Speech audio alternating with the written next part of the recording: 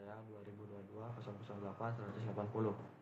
Sini saya akan presentasikan penyusunan Key Performance Indicators. Tapi sebelum itu kita akan membahas apa itu Key Performance Indicator. Jadi Key Performance Indicator atau KPI ini adalah salah satu alat ukur yang digunakan untuk menilai kinerja suatu individu, tim, maupun organisasi dalam mencapai tujuan yang telah ditetapkan. KPI dapat membantu dalam memantau kemajuan, mengidentifikasi area yang perlu ditingkatkan, dan membuat keputusan berdasarkan data.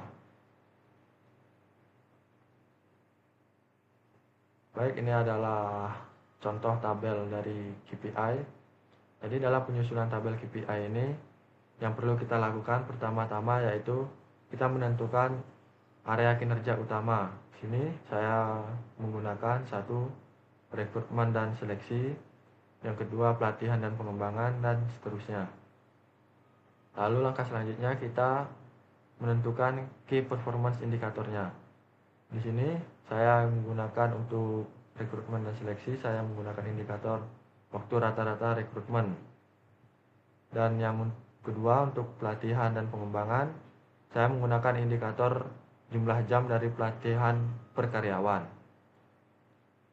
Dan seterusnya seperti ini.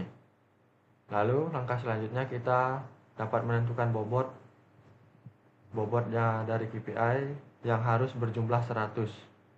Di sini ada 10, 20, 25, 18, 12, dan 15 yang berjumlah 100. Lalu kita dapat menentukan targetnya. Di sini saya menggunakan alat ukur persenan, dapat juga yang lain seperti jam atau hari atau bulan. Lalu kita menentukan penilaian per bulannya. Sini karena saya menggunakan realisasi semester, jadi menggunakan 6 bulan dari bulan Januari sampai dengan bulan Juni. Lalu langkah selanjutnya kita menentukan realisasi semesternya. Sini sebenarnya ada dua cara, yaitu menggunakan data terkini ataupun rata-rata dari bulan 1 sampai bulan Juni. Tapi di sini saya menggunakan metode data terkini. Jadi realisasi semesternya yaitu untuk yang pertama sesuai dengan data terkini atau data terakhirnya 76%. Ini saya juga menggunakan 76%. Pun selanjutnya. Jika ini sudah ditentukan, kita dapat beralih ke tabel yang kedua. Tabel yang kedua seperti ini.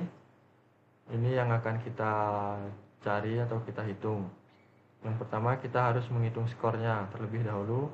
Rumusnya di sini ada realisasi dibagi target lalu dikali 100. Atau bisa juga sebaliknya. Dimulai dari target yang dibagi realisasi lalu dikali 100. Ini yang pertama realisasi dibagi target. Jadi 76% dibagi 80% lalu dikalikan 100, yang hasilnya yaitu 95,0. Lalu kita mencari skor akhir. Skor akhir rumusnya yaitu skor dikali bobot KPI lalu dibagi 100. Sini skornya 95,0 dikali bobot kali 10 lalu dibagi dengan 100, hasilnya 9,5, dan begitu pun seterusnya sampai selesai. Sini hasilnya kurang dari 100 yaitu 97,6, yang bisa dibilang menandakan hasil dari KPI ini cukup bagus. Oke, untuk presentasi kali ini mungkin saya rasa cukup sekian. Terima kasih atas perhatiannya. Salam dan bahagia.